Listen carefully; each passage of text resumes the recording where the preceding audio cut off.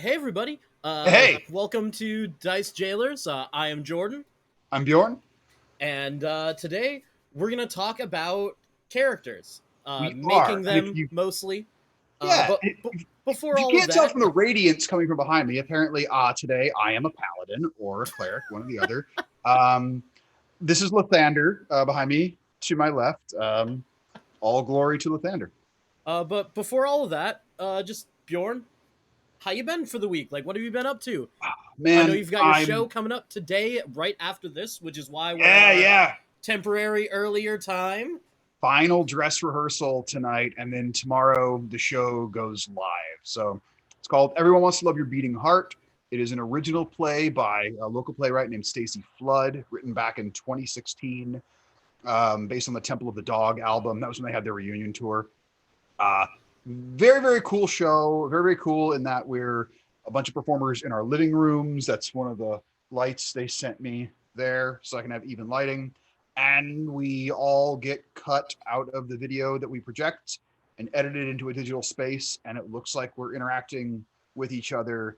And so while I have nothing against Zoom box theater, because in these times, any live performance is great, I love that we're doing something different. So yeah, Everyone Wants to Love Your Beating Heart, Playlist Seattle. All proceeds go to charity, goes to Music Airs or Road to Recovery. So yeah, and it's going to be filmed and it's going to play at the Galway Fringe Festival. Wait, what? Yeah. I think This it's is September news to me. 22nd What? or 23rd. I can't remember which. I got an email earlier this week saying, "Oh, by the way, our play is going to play at the Fringe Festival." So So that's I have an dope. international audience for this. I don't know how I feel about that, but I'm really, really, really excited. Look at you, bud, going international on it. Man, you know what?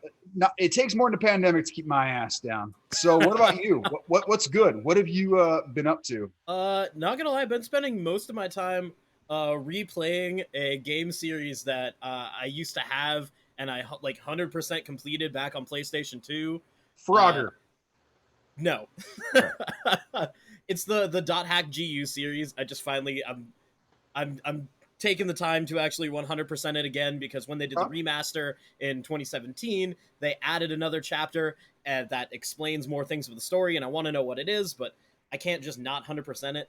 Also, I've just been melting Yep. It's because it's warm. so hot, and with my terrible, terrible lungs and all of the smoke, because if you don't know, the West Coast is on fire. It Um, is. And so, with my terrible lungs, I need to keep the windows closed, and I don't own an AC, so I just have box fans and hope. I mean, sometimes that's all you really need. Like I've got a fan blowing air out the window. I got one that kind of sweeps back and forth, and then I have an air filter, which highly recommend that last one. Yep. Question on the video game you've been playing. So is that an RPG series? Yeah, it's a JRPG off of an anime, and there's the earlier series.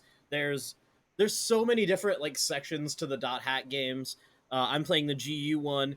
It's it was the story of getting sucked into a video game and trapped there before Sword Art. Okay. Uh, So like Captain N, the Game Master for old people like me. Also, There you yes. go. Or Tron. Gods, I had forgotten about Captain N of the Game Master. Yeah. See, yeah. Fighting Mother Brain and King Jesus. Hippo. Some of us haven't forgotten. Yeah. Oh gods. Wow. Yep. So just on the brief topic of RPGs, and then we'll move on. What is your favorite RPG of all time, and why is it Chrono Trigger? uh I hate you. Yes, it is Yeah, Chrono Trigger. because it's the best one ever. I mean, for me Art it by Akira Toriyama. I mean, for me it honestly has nothing to do with the game itself. It's just because when I first played that game, it was with a cousin of mine whom I love dearly, Mhm. and that was like one of our things that we did as That's cool opposed to though. other things that we did with the other cousins. Like this was our thing, Yeah. and so that's why Chrono Trigger's my favorite. But it's also just because it's an amazing game. With like 40 different endings, which when you consider when it came out was Oh, revolutionary. it was to follow. huge. Sorry, my computer's making noises Yeah, at me to tell me about D&D products coming out that I've already bought. you So, know. but yeah, so Uh, yeah, like you said, we're talking about characters and creating them. Um, I'm about to play in like a 2 to 3 shot game. It's gonna be set in the Wild West, which, newsflash, I love Wild West stuff. I love what? I'm westerns. I so like gunslinger surprised. tropes. Badass cowboys. Love that stuff. Big into it. And I've actually been struggling a little bit with character creation on it. I had an idea for what I wanted to run. And then from input of some of the other players, it sounds like my character would end up being kind of redundant for abilities. And so I'm like, well, I don't want to just be a tropey, badass black hat kind of gunslinger unless my abilities are going to help. And I realized I've been DMing so much, I haven't been playing enough that I haven't really thought about how to play. And so I think who better for us to ask, since we spend so much time DMing, than someone who spends all their time in D&D playing, and that would be a player. I mean, it could be great if we, I don't know, just had someone else who was always playing, potentially playing with us, But maybe, where would that we we could find such get a on the person? stream. Our very first guest on Dice Jailers, everyone. What a Um, freaking segue, bud. yeah, introduce yourself. Hi, I'm Jaime. I'm married to Bjorn. You may have heard him mention me in every episode. It's possible. He keeps being like, well, Jamie's character. I'm like, I'm glad you think I'm famous. I mean, you're famous, honestly, within our campaigns. Like every campaign you and I have both been involved in, your character comes up in conversation often. Like really does, because you put in a lot of work in creating characters. I know because I run games with you, and you basically send me a copy of War and Peace and say, "This is my backstory." This is literally how I met Jordan, so he can confirm that because Yep. he was nice enough to invite me to play in a game that was for a cast you guys had been in. And I had never played. It was Pathfinder or was it 3E? Pathfinder. It was Pathfinder, yeah. So I asked 9,000 questions, and then I You literally sure did. found like the 4-page document I sent you of Ruby's backstory. So Oh yeah, it's That's how I'd I still roll. have it. I still have it saved. So Jamie, when you are creating a character, where do you start personally? Because for me, I just kind of go, I've never really played a insert class here. I'm gonna try that, get frustrated with it, and just come back to barbarian. So what is it that you do to help someone like me not just play a barbarian again? Well, I have different ways I've done it depending on the campaign. Mhm. Like I, Strahd, which we're playing right now. I really, They're all going to die. That's very possible. Strahd, and I'll be fine. Um, we, I looked into the lore. I looked into the, I read a little bit, and I wanted to see what the world was and what made sense for that world. And I just thought, I'd like a holy woman to go up against a vampire. That sounds right. And what I generally do, honestly, is I come up with the character first, and then I look at race and class to figure out what matches with the character idea that I had. It means that my characters tend not to be min-maxy at all, but it does make a character that makes sense to me and that I'm excited about. And if I have an idea for something and then the class doesn't fit that, then I look at a different class, because there's so many different options, especially with like the subtypes and and the zillion different supplementary books. It's like I started out for this character thinking I was going to be I think I started out thinking I was going to be a druid, and then I ended up like a light cleric somehow. That's just where it ended up taking me. Nice. But so generally I start with the concept, and I will tell you the good and the bad thing about that. The good thing is that it means you know where to start looking, as opposed to, holy shit, there's a billion things. The bad thing can be, I've in the past got really excited about a concept, and then forgot to have a reason for the character to like be in the story. And the character didn't have any, it was like, huh, like Ruby, who we just mentioned, who I love, was the original concept was kind of Hermione Granger slash Missandei. So likes to study, speaks a billion languages. And then after I created She this just character, wanted to know all the things. Yeah. Everything. Gotta know it all. Yeah. And then once we started the campaign, I'm like, why would she ever leave the library? Because there's no reason for this character to be doing anything other than studying. Yeah. And So that's a thing that I've run up against in a couple different games that I've ran as well as played in. Are it's a big thing that people forget to think about when they're making whatever character concept that they want to do, and that is you need to make sure that you make a character that's going to go on the adventure. Like there's a particular game that I'm running where we are running up against this, and I've messaged Bjorn a lot about my frustrations with getting this character to do things, but there's one particular character that they're not gonna adventure anymore, really. Like the whole thing that they want to do with their life and the reason that they would want to adventure, it's done. They're level 4. Like it's Mirik. Except Mirik's, I'm not going to get into specifics. Sorry, I should explain because some of these people are our friends and watch our stream. But you talking about that, I've run into that issue before, both players I've been in a game with as a player and people I've DM'd for, where it's kind of seemed like their character is a roadblock to the narrative. And in forums I've been on, I've seen people bring up my favorite fantasy story of all time, The Hobbit. And people want to talk about Bilbo Baggins. Now, I will tell them two things. One, I say, you, sir, are no Bilbo Baggins. Because legendary. I mean, Bilbo Baggins is the reason we all want to play a halfling rogue. Absolutely.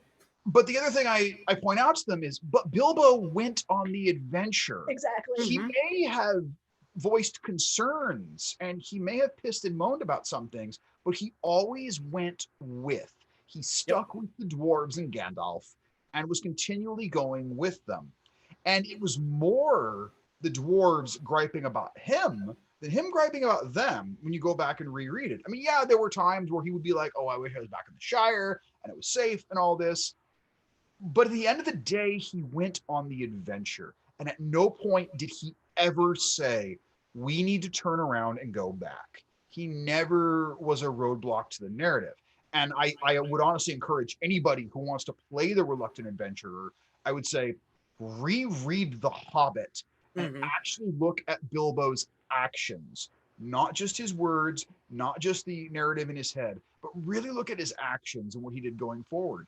There's nothing wrong with saying, well, I want to play a coward. It's like, great, you're safer traveling with the party. I think it's up to the player to come up with a reason why that character is adventuring. Don't make your DM do it. Your DM's already doing a lot of work. Like, they're doing a lot of work. Even if it's a pre-written module, it's a lot of work. It sure is. Don't add to their homework, give me a reason for my character to play the game. But it comes down to Bilbo. Well, a thing on the stream that I thought would be fun to do is, because we have 2 DMs and a Jaime. Yep. I thought it would be fun for us to show our different styles of how, like, because I know every DM has their way that they help people that are having roadblocks come up with characters. Yes. I thought it might be fun to show the people what our different, like, help the noob come up with a character, like, talk through is. Okay. And I thought, since we have Jaime, that we could do that. I think it might be a little fun. Okay. So, since I come first alphabetically and I'm talking right now, I'll go first if you don't mind. Okay, so we're gonna imagine we're gonna come up with a character for you right now. We're gonna do it for the cowboy game, since I have to do that anyway. I mean, maybe, but let's just Sure, suss this out. So whenever I talk to somebody who is like, oh man, you run Dungeons and Dragons. I want to play. I've never played. First thing I ask, what do you want your character to be good at? Like, there are many facets of the game. There's combat, which can be both melee and ranged. There's magic. There's social interaction. Um, you're going to be living in this character in this fantasy world. What do you want them to be good at? Just tell me at least one thing you want them to be really good at. Okay, I want them to have magical ability. You want them to have magical abilities. Okay.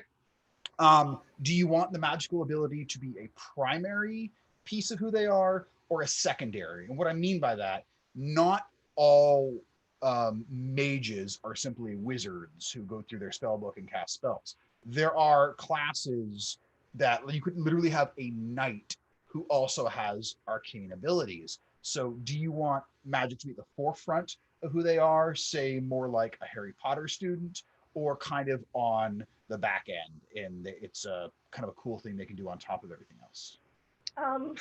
Primary. Okay, primary.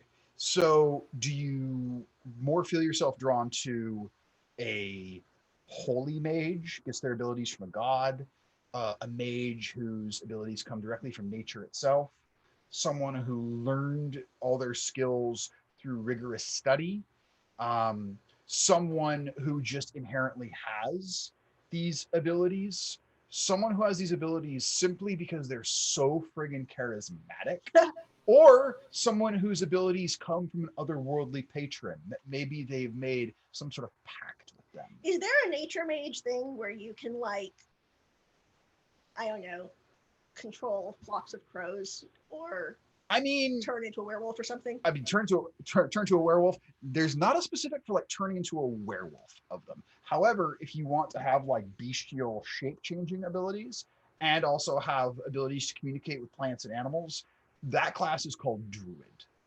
And druids, there are many different types, and they're defined by what are called circles. We're not going to get into that right now because we don't have the book in front of us. But long and the short of it is, you can be primarily focused on your shape changing, meaning that is the biggest thing that defines you. It's your most powerful ability. You can still cast spells, but you're really about altering your form. Or you can be about, my magic comes from the land. You can also alter your form. And then when you decide what sort of terrain you come from, be it mountains, grasslands, maybe you live in caves, that can actually shape the spells that you have available to you. I'm not trying to be sarcastic. So you'd have grassland powers?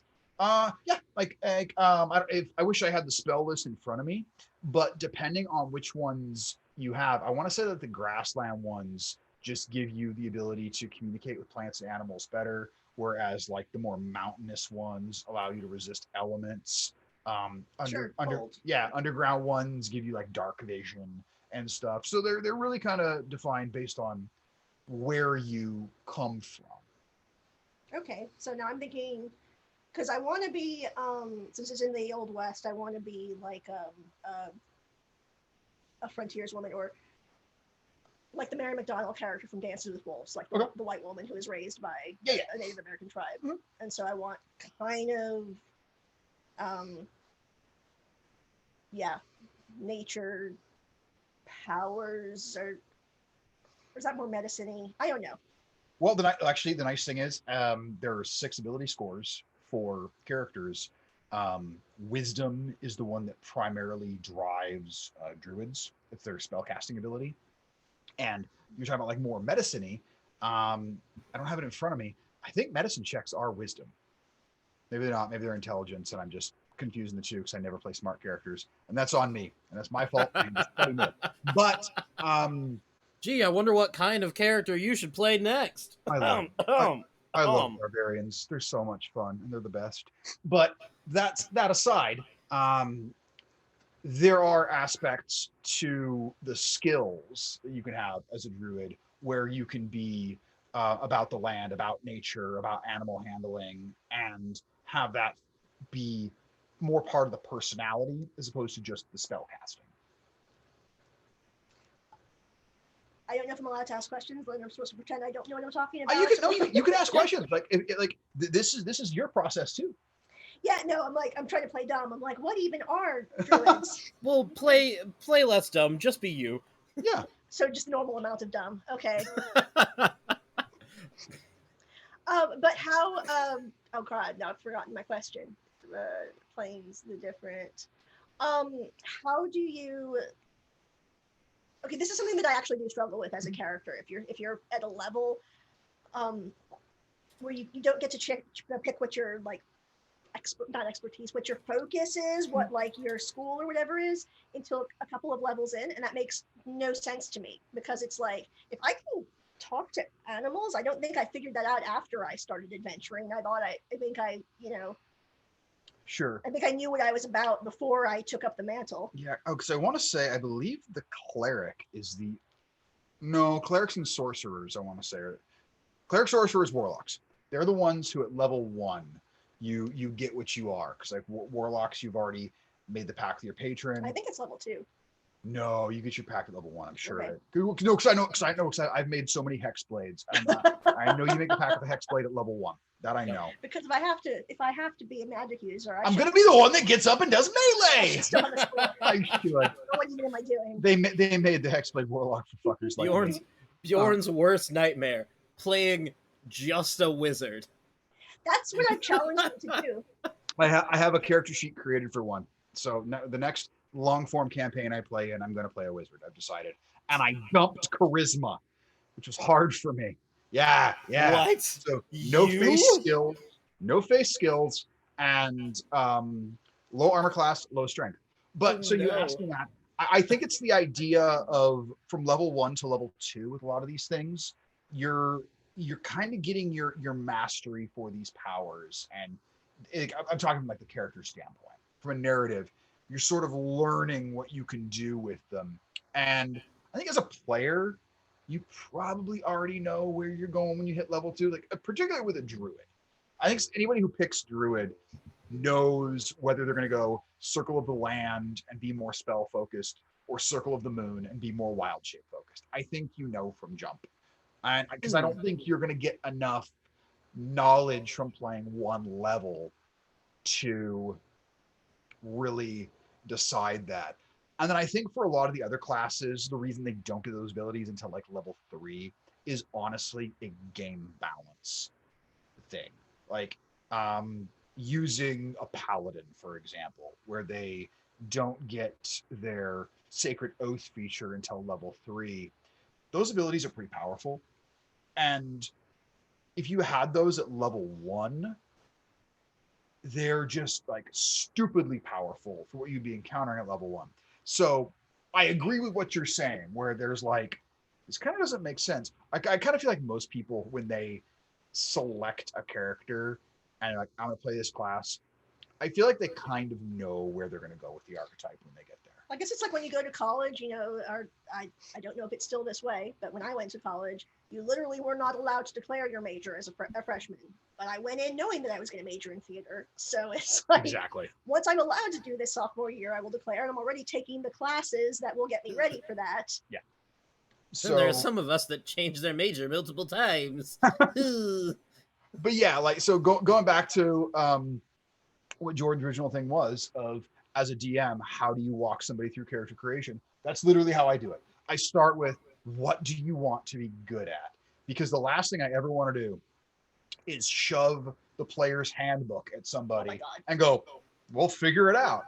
Because if you don't know an ability score from a saving throw, it's daunting and overwhelming. And then, particularly if you want to play a spellcaster, you're like, well, I'll look at this section on spells. Oh my God. And then it's just page after page after page. And it's, don't lie, it can be very, very confusing. So that's really what I do to keep a player from getting overwhelmed, is be like, what do you want to be good at? Because if somebody just says, I want to swing a really big sword and kill stuff, I know to push all the mages off the table and go, okay, you're going to want to play something that gets the extra attack ability because you made it very clear you want to wade into combat. And if they're talking more social interaction stuff, I'll be like, okay, let's make sure we do something where charisma is at the minimum a secondary stat. Mm-hmm. Like really helping them, because for me, as much because I love D&D. I think it's the greatest game ever, and the last thing I would want a new player to experience is a disappointing first character. I want them to play that character and be enthusiastic about it. And so, for like a lot of the questions you had, normally I would have had like the player's handbook with me, and we would have looked stuff up together. Totally. Like right now, we would be sussing through all the different druid subclasses to go, which of these speaks to you the most, just so you know where you'd want to go with it. And Right. if for experienced players, like for you two, for example, the next campaign I run,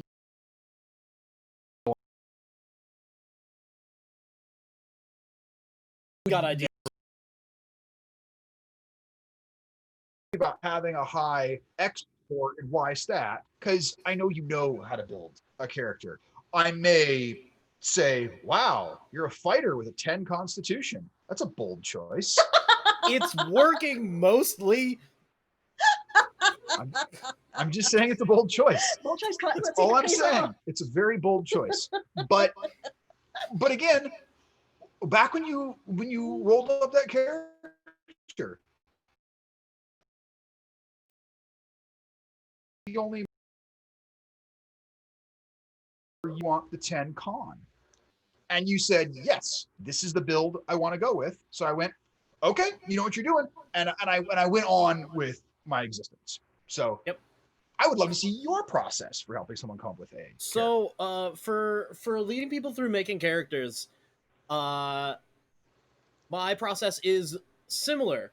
But my first question out of people is, do you want your character to do a lot of magic, a little magic, or fuck all magic? I want to be mostly physical. That one. I know for you, it's always going to be, I want big sword, I want hit. I use a great axe. I want lots of magic. Lots of magic. So that, that pushes most of the fighter archetypes out. That pushes all the barbarian out. That pushes all but one rogue out. I mean, that pushes ranger out as well, just because that's middle of the ground magic. So then I know we're looking at sorcerer, we're looking at warlock, we're looking at wizard primarily. Maybe an eldritch knight. What's the magic-y rogue? The magic-y rogue is arcane trickster. And that's kind of like some magic, but mostly it's stabby, like rogues are. And then I go to after I go with that, so I narrow down the classes. Then I would explain what those different classes are and their style. And then after we pick that one, I move very quickly onto race. And I like with the character class sussing things out. My question on race is one of three. Do you want to be very tall, very small, or somewhere in the middle? Because that also helps to narrow it down real quick. Because like if you want to be small, well, we've got like 4. Yeah, so then, okay, we're not a Goliath. Yeah. And then like I talk through like whichever of those sections, like who fits in where. And then after that, then I have them roll up stats. However, or point by or whatever. And then after all of that, with 5th edition, how background is actually a thing, then I straight up ask them, okay, now that we have this and this about your character, what did you do before adventuring started? Like, what do you think this person did before adventuring? And then we talk about it. We talk about that for a bit. And then after that, then I ask what I personally think is the single most important question of character creation. While adventuring, what does your character want? Yep, I can confirm that that's huge. If you forget to give your character a motivation to for why they're adventuring. I had a character that I loved very much, and I had a really great backstory, and I had no reason for her to be adventuring, and so it made it hard just to make decisions about what she would do at a given point. Whereas conversely, in the Taldori campaign that we're playing right now, my character has a very focused, singular mission, Yep. which makes it really, really easy to be like anything that's not working towards that goal, he's not interested in. Right. Yep. So I'd kind of like to take a moment to put that hat on Jaime of asking someone who's brand new to D&D. Maybe you're talking to someone, coworker, friend, whatever. They find out you play. They mention they know someone who does, who's invited them. They're kind of intimidated. How would you help them come up with an idea for a character, but also take down the intimidation level? Because there are times I feel like a DM can be one of the best, but also one of the worst people to talk to. Yeah. Because we're really quick to go inside baseball with things we talk about because we're so used to reading all the books that it's easy to overwhelm. So like, what would you do? Well, first of all, everyone who's playing for the first time, I almost always advise them to be a human fighter, because you know how to do it already. Even if you're not good at fighting, you have seen sword fighting. You have seen, like, you've watched movies, you've seen an archer, you know how that works. So you don't have to try to figure out a ton of stuff that is just completely foreign. I have steered people away where they've been like, oh, I'm going to immediately be like a sorcerer. And I'm like, no, I don't understand sorcery points. You for sure don't understand sorcery points. Yeah, I usually tell people to be a fighter, a human fighter, because it's just like, especially for a very first thing, especially for like a one shot or something. So it's like, what's going to happen is you're going to do this, you're going to know what to do. It's not going to be hard to figure out. You don't have as many things to look at. And then you're going to see other people doing different things that you're going to go, oh, that's cool. I can literally turn into a wolf, or I can shoot fire out of my hands. I can, call down God's might. Okay. But while you're seeing these other options, you're going to also be feeling like you're contributing, and not holding things up. Because the answer is, I hit it with my axe. So that's what I always do. I have helped other people. Usually I send them to you, frankly. So I don't know that I have a different process. My process is talk to Bjorn, and when he scares you because there are too many options, then talk to me. So your process is let the DM scare them, and then I will bring you back. You're like, okay, baby, no, it's good. Now here. Even in character creation, you're a friggin' healer. I do.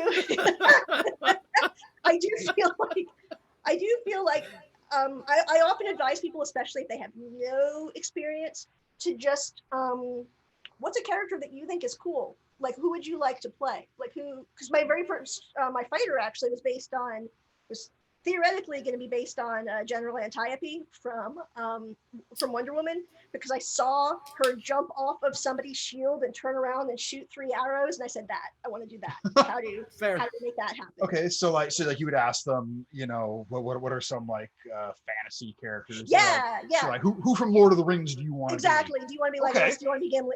That's exactly what I would do. I'd find something they're a fan of, and then be like, who do you want to be more like? And then we're sort of like what you did with Harry Potter. It's like, okay, magic, are you Harry Potter? Were you just born with abilities, or are you Hermione and you studied real fucking hard to get good? That's right, folks. You heard it here. Harry Potter is a sorcerer. He is a sorcerer. Oh man, yes. That's sorcerer. Yes. Well. Yep. It's a hot take. Confirmed. All right, internet. Yeah, I was scandalized when I saw the player's handbook. I'm like, Harry's a sorcerer. Or if you want a real hot take on this, because Harry became a Horcrux in that interaction, you could argue that maybe in that moment he became a warlock, and then through gaining more of these abilities, he was a multi-class sorcerer warlock. No, I'm saying it. No. I'm sorry. If you see all my Harry Potter stuff back here, I have a lot of stuff. Your shelf right there is my stuff. This could be a whole episode is just these two making wild Harry Potter like. I know, hot it's just like, takes. we need to stop, because I will, yeah. Jordan's correct. We need to shut it down. Shut it down. Also, we're kind of No, I would never shut that down. I just say we should dedicate a full episode just to that. to be yelling about Harry Potter. Ooh, we can dedicate Harry a whole Potter and episode to all D&D, my- baby. Yeah, we can dedicate a whole episode to all my crazy theories about everything. Just play yakety sax in the Yeah, background oh for my the whole God. hour. Oh my God, no. Well, Oh, that'd be awful, but let's do it. Yes.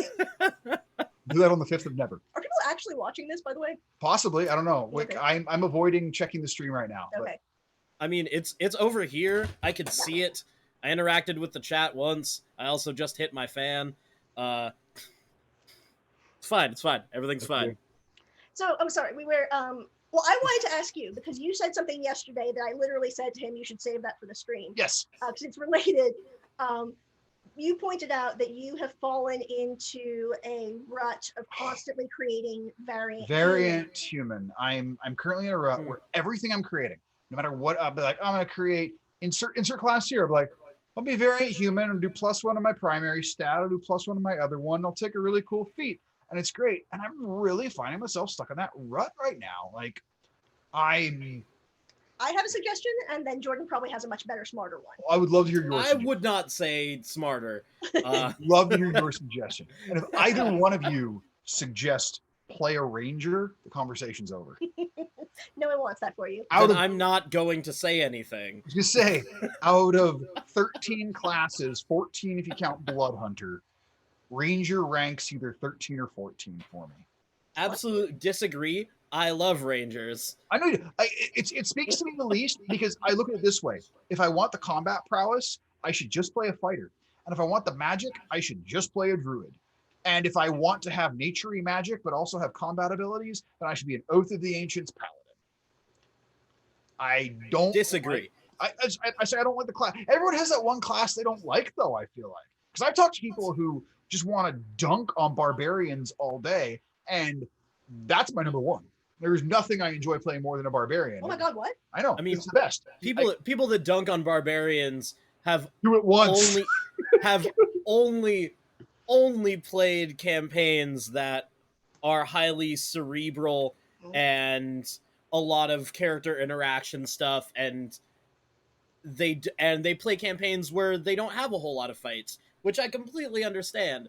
But if you've never played a campaign that has like lots of fights involved, you're not allowed to dunk on barbarians. I'll also say this, though, of those cerebral moments where you're trying to figure out either the social interaction or the puzzle or whatever, few things add a more beautiful level of chaos to the game when you, as a player, say to your other party members, FYI, my barbarian's starting to get bored. Because they all know they're watching the sands in the hourglass till this idiot goes and puts his foot through something. Yep. Mm-hmm. But when the barbarian puts their foot through something, action happens some way, shape, or form. I'm like, all right, he's tired of waiting. I'm gonna go kick that door down. We haven't figured out what's on the other side of it. Don't care. Guess Kicking we're it about down, and I'll just roll. It's the Jason Mendoza. Yeah. Sometimes when I have a problem, I throw a Molotov cocktail, and boom, new problem. Exactly. I'm not saying I solved the problem. I'm just saying I changed the parameters. So what I was going to say is, since you like to do the variant human and you want to take a feat, look at what that feat is, and there is probably a race that has a bonus to that or has an ability like that. Interesting. Mm-hmm. Like, that was my thought. Interesting. I like that. And my way to get off of variant human is to ask yourself what other, like, because like, yeah, that first feat, that extra feat at first level is so good. It's so fun. Yeah. Variant human's the best class in the game. Like, let's just not even. Is that more fun than playing the personality of a different race? Sure. Like, is that technical boost more fun than, say, playing as a turtle? And just because it's been mentioned in the chat, you could be a turtle and you could be Bortles the Turtles. I'm just saying, you could be Bortles the Turtles, You could cast all fire magic. It'd be dope. And I see, mean, I that thought they right were gonna go. there is I how thought, I create characters see, from a I thought we might dumb go joke. the Ninja Turtle route, Oh but my- that's good too. Teenage Mutant Ninja Turtle. Hell, oh man, Oh yeah, Teenage Mutant Ninja Turtle. yeah. Honestly, for my characters that I've created that I've liked the best, it's come off of an idea. Like, my favorite character I've ever played.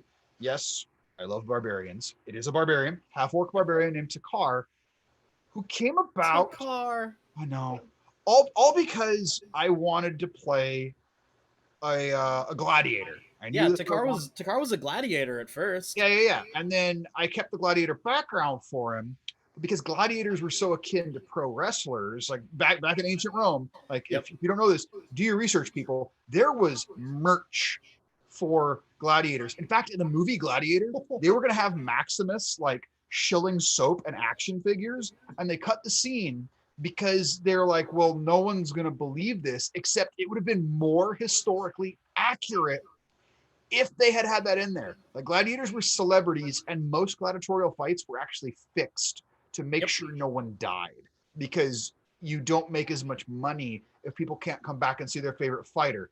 Hence pro wrestling. So he was Takar, Taker, Undertaker, and that's where it all began. And then, like, I knew I just wanted this big burly badass, and I had a paladin named Sikaret, which is the Norse word for safety, because Cam Chancellor played safety, and I wanted a guy based off of Cam Chancellor, even though it's a different meaning for the word safety. But that's what it all came out of. Like, his job, he was a chancellor. I'm like, this is my Cam Chancellor Dragonborn. What do you want? Go Hawks.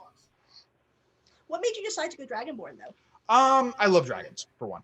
All about, I think dragons are so cool, and I saw this draconic race. And the other thing too, I was playing a paladin, and initially I was like, you know what I want to do? I want to do the thing that everyone insists is impossible to do and be interesting. I'm going to play a lawful good paladin. Because one, lawful good doesn't mean lawful nice. It really doesn't. And you can create interesting situations when you're trying to do things by ways about the law. He later became more chaotic good because of stuff that happened, but that's really irrelevant. But I wanted to do this lawful good paladin, and so I knew I needed something that had a charisma boost. And I saw, here's a race that boosts strength and charisma, and it's part dragon. We're done here. Yes, I want to be a dragon. Who doesn't want to be? Yeah, I know a lot of my making characters now, like as a DM, as playing forever, almost all of my character ideas come off of, I've seen this happen a million times. Let me do the opposite. like with Bandit, how like there's the constant trope of the character who, my family's dead and I'm all alone and a loner. All right, how about a character who there's really nothing wrong with his family? He just ran away because he didn't want to be he didn't want to be a disgrace. Like, that's not really a trope. And so that was how Bandit came about. Was I just wanted to do, no, my parents are alive and everything's probably fine. And I will say, it's actually made a very interesting character dynamic, as you have the one character where the players are continually meeting members of your family. Like, there is no tragic dead relatives. I mean, our druid Furby, you guys have met most of his family, but when I was given a backstory, I was given 2 siblings and a father, and so I went, okay, mother's dead. That's just my take on it. But most people have an adventurer with a tragic backstory, because why the hell else would you be an adventurer? Like, if your life is great, you don't go on an adventure. You're the NPC, because there's no reason. If your life is great, you don't risk your life. It's like, stay here and run this cavern. This is fine. Yeah, you play a lizard folk rogue who gets in good with sausage makers / bartenders, and you stop playing, and then you roll up a new character, and then you're from the future.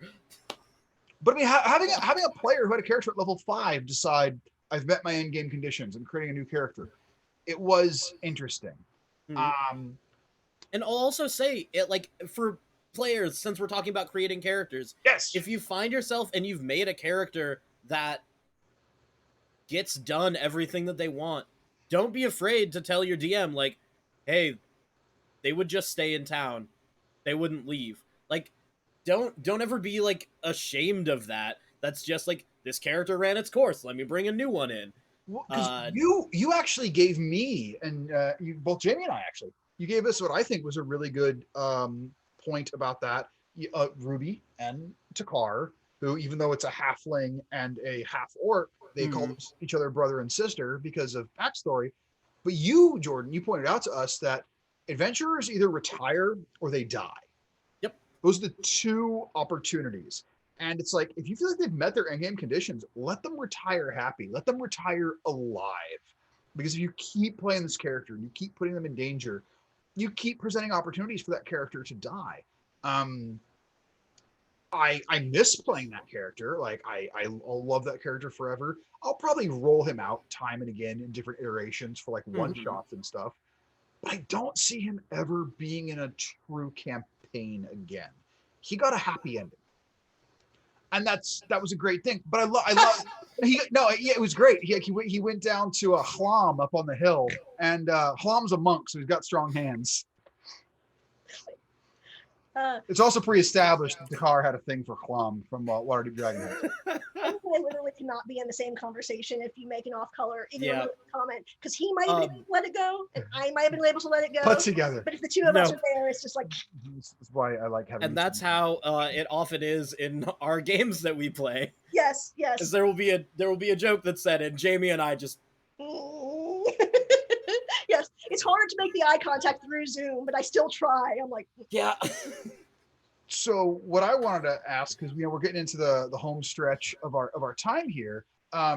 Jamie, you've now been a guest on our show, our first ever guest. Hopefully, we'll have more as time goes on. But as you get other wives who live in your house, I mean, I Anne Hathaway will return my call one day. I'm trying. Oh, baby. All right, and now this is on the internet, so Anne Hathaway, please. So Anne Hathaway, you know where to find me. I'm here in Seattle. You'll find a guy with long hair and a flannel. It might be Bjorn. It's possible. It might be. But so you've been on the show. You listened to the show. Usually through that wall right there. Usually. But you were listening to the whole thing earlier today, I heard. What would you like us to talk about as a listener?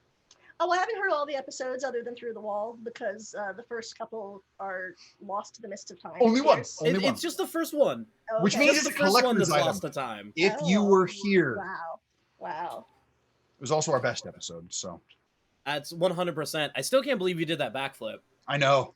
Over the Shark Tank. I can only do it once. Wasn't sure how he got in even. Well, so you mostly talk about things from the perspective of a DM. Yes. I guess, well, I have no interest in DMing. I would just like to put it out there. I have no interest. It's not for everyone. But if I did, I would probably want something like the character creation talk that you guys did, because I would have no idea where to start, because it's so overwhelming to me. So so you've decided to DM. Here's your 101. Yeah, it's like, I don't even feel like, I don't know, but I don't even feel like that could be an hour. I feel like that's Set the chair backwards. Oh, well, kids. So you want a DM. Is your Captain America? Kids. What do you think, man? In 2 weeks, you want to tackle that? I know we're still doing a show next week, but just because of the time crunch of me getting on stage. Oh, we could. Yeah, figure it out. I like the idea. Let's One thing that I did want to say on character creation that just re-popped into my mind, and I only want to say it because there's a friend of mine that absolutely hates this, and that is for when you're creating your character playing for the first time, and you have no idea what these ability scores mean. I bring you to an old DM forum post that explains the stats through a tomato. Yes. And I have to say the tomato because a friend of mine absolutely hates it. Oh my god, I love this. Jordan, would you please explain to me the ability scores If you could as use some- defined by a tomato? Yeah. Well, you see, the tomato-sized DM. There you go. So, strength is being able to crush a particularly hard tomato in your hand. Dexterity is throwing a tomato and accurately hitting the target. Constitution is eating a very, very bad tomato and not getting sick. Intelligence is knowing that a tomato's a fruit. Wisdom is knowing to not put a tomato in a fruit salad. And charisma is being able to sell a tomato-based fruit salad. Now, And if you're thinking that's kind of just salsa, you're a bard. also, see, I was about to say on that, if you're going to say that's just salsa, but salsa is not a fruit salad. Salsa is a sauce. Mm-hmm. It's all liquidy. If you're going to say pico de gallo, then I'm back with Jordan where I'm like, you're a bard. I mean, I'm not a chef, so but also, if you think that, you're a bard. Yeah. Just max charisma, roll up a bard, bud. Yeah, roll a bard. You decided to get into the semantics of it. You should play a bard. Yeah. If you're gonna be here for dumb jokes and wordplay, play a bard. But I'm with you. I have always loved that description for it because it's very simple. And as I'm sure you know, a lot of people get caught up on what's intelligence, what's wisdom. Yep. And you're like, intelligence, you know it's a fruit. Wisdom, you don't put it in a fruit salad. Mm-hmm. And my personal favorite thing about it is that, like, there's a lot of ways to remember things, and one of the more powerful ones is to attach it to absurdity. That's why, like, when I'm doing shows and I have a particular line or monologue that's hard for me to memorize, I will say it when I'm rehearsing in the dumbest possible voice I can think of that is completely wrong for the moment, so that I absolutely will remember how stupid that is. Just make sure you don't do that stupid voice with an earshot of the director because there's a chance they'll tell you to keep it. Yeah, like in a few things I've done. And I have had actors when I have directed who have done things, and I will always warn my actors, never do anything in rehearsal you do not want me to have you keep, because can confirm. I'll keep it. And Yep. you know, 99 times out of 100, people are glad I kept it. Speaking on performing things, Jamie, you are a performer. Are you or are you not currently working with a group on a virtual medium right now? Oh my god. Okay, I'm sorry. I was like, plug. am I plugging your show? Shakespeare Northwest, of which I am proud to be a company member, is doing the Shakespeareans right now, and it is it's a collection of sonnets and monologues that are being released every Thursday.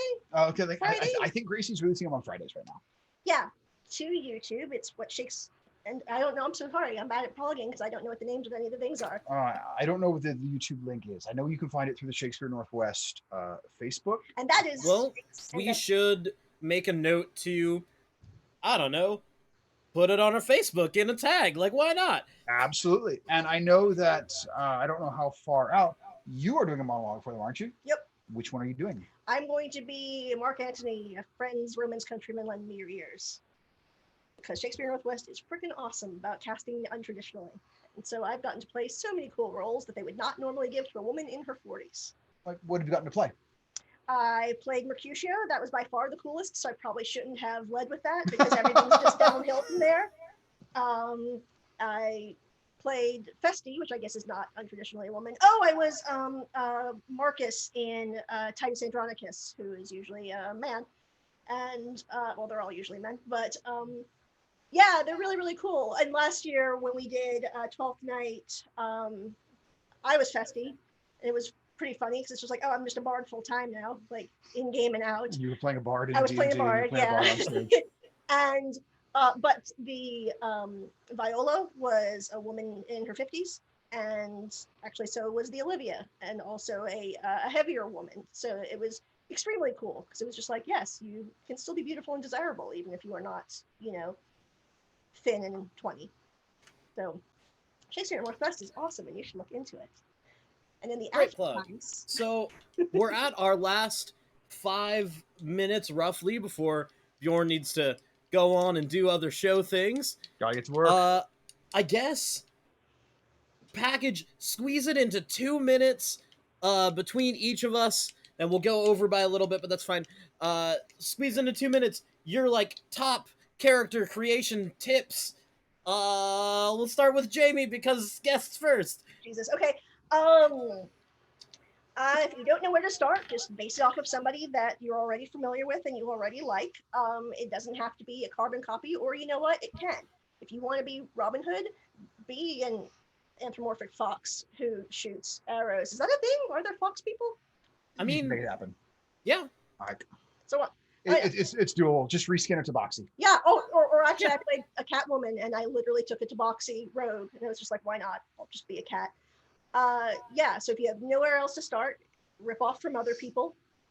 There's lots and lots of years of people who have written really cool characters. You don't have to reinvent the wheel.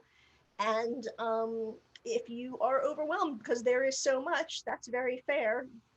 That's another good thing, is to stay with something more basic. It's just like, you know what? I'm a thief. I'm a thief. Screw it. I'm a thief. I thieve. I like stealing. So don't be afraid to be basic, because the character will, stuff will happen during the course of the game that will make your character different from every other everything, because you'll react to stuff and things will change, and you'll end up taking on additional classes that you never thought you would because of the way the character ends up going. So, and above all else, if it doesn't sound fun to you, don't do it. Like if you're like me and you think wizards, you think it's really stupid that you don't know the spells that you know. You can only do it if you've prepared it, and that makes me angry because it's in my book and I can read it and there's no reason why I can't do it. Then yeah, don't play a wizard, because you're just gonna be angry every time you play. I would say for me, my advice when it comes to creating that character, it's a couple things. The biggest thing goes back to the first question I always ask people: what do you want to be good at? And if nothing else, latch onto that thing. It could be as simple as, I want to be able to swindle anybody and then help lean into that deception score. If you're like, I want to just, F people up in combat with big, heavy weapons, cool, you have that. But really focus on that one thing that you're like, if nothing else, if my character sucks at everything else, I want to be good at this one thing. And don't let your DM dictate your character for you. If you know where you want your character to go, like you're a fighter, you hit that third level archetype, and you absolutely know, well, I want to be a champion. I want improved critical. I want, when I roll a 19, that's a crit, baby. It's putting more fighter in your fighter. It is the most simple class in the game, but I don't know anyone who's ever played a champion fighter that didn't have fun in combat. And if you have a DM who's like, oh, but look at all these things the Eldritch Knight can do. Oh, and the Battle Master had all these maneuvers. Don't let them dictate that to you. You can just be like, but I crit 10% of the time. This is based on a true story. It really is. But I couldn't tell. Yeah, lean into what you want to do and what you want to enjoy, as long as, is my only caveat and addendum on this, as long as it's not taking away from the fun of anybody else. Read the table, read the room, and don't step on someone else's toes. If you're an experienced player, however, you're playing a one shot, you have that newbie who wants to play that human fighter with a great sword and just wants to get there and mix it up. Maybe don't play the Berserker Barbarian this time. Totally upstage though. Yeah, like back off. Yeah. Like find a way to enhance the new player. But if you're like, but I really want to play a barbarian, cool. Take one of the other paths where maybe you can soak damage as opposed to deal it, and then they can end up getting the really cool kills and they feel good about themselves. Because nothing makes somebody want to come back and play D&D more than playing it and having a good time. What about you, my man? For me, it's It's always make a character that's going to be fun for you. If it's not fun for you, why the hell are you playing it? Yep. Also, make sure that your character has something that they are doing, something they are striving for. Because if there's no reason for them to be an adventurer, throw that character out, get a new one. Friggin' yeet that sheet. I don't know why I just said that, but now it is on the No, internet. no, no. It's here. Hashtag yeet that sheet. That is Hashtag yeet that sheet. Yep. If your character's not fun, fuck, I have to end on that. Yeah, you 'cause do. That's too good. Yeah, it is. It So is a- that's been our hour. Thank you so much for joining us, Jamie. We're gonna try and get more guest stars. We'll definitely have Jamie back again because you're here. I'm the one. And as always, as we say, Black Lives Matter. Support Ally the is a LGBTQ verb. plus community. Also, the world is on fire. Do your best to stay safe. Always love each other and all of that good stuff. Wear a mask. Yes, wear your mask. Keep people safe. Let's get rid of COVID so that I can go teach kids again. And when you're getting your takeout, you need to tip like you were dining out. Yeah, don't use DoorDash. They suck. Yeah, like make sure like do takeout directly from the restaurant site and tip them like you would if you were dining out, even a little extra. They're working hard. They're dealing with a lot of stuff. Their lives are really stressful too. Make sure make sure you tip. Oh, Absolutely. and possibly most importantly of all, because today, the NFL season is back. I knew Go it. Hawks! I knew it. I knew it. I'm like, he's gonna. Go Hawks! Gods, I knew he was building up to that. So, as you can see, you have two very big Seattleite sports fans. So we will definitely talk more sports as the seasons go on. It's just going to happen. Be ready for that. Please catch up with us on Instagram, on Facebook. If you want to watch past episodes, they are up on YouTube. I will remember to upload last and this week's episode sometime soon and actually start doing that on a consistent basis. But please hit us up on our Facebook, on our Instagram, and tell us what you want to hear about, because we are only human. We can only come up with so many ideas. Yep. I mean, we have a lot of them, and most of them are dumb. Yeah, So yours are probably better, so we really do want to hear them.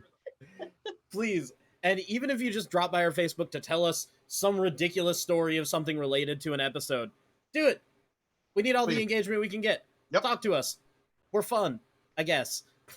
I guess we're fun. Are we fun? Delightful. Yeah. Anyway, Yes, Bjorn, they're delightful. weird delights. All right, Bjorn, you've got a show to get to. Do. Love you to death. Love you too, man. And everyone, this has been Dice Jailers. We'll catch you next week Yeet that sheet. at our early time, 4:45 p.m. And that's only next week, probably. And then we'll get back to our normal time of 5:30 and next week. And I don't know why I'm doing this, but now this is a thing. We should really just end this freaking episode. I would say do normal Jordan dances more like this. Or that, God. yeah. The troll Where's dance. the music? Let me bring that track in.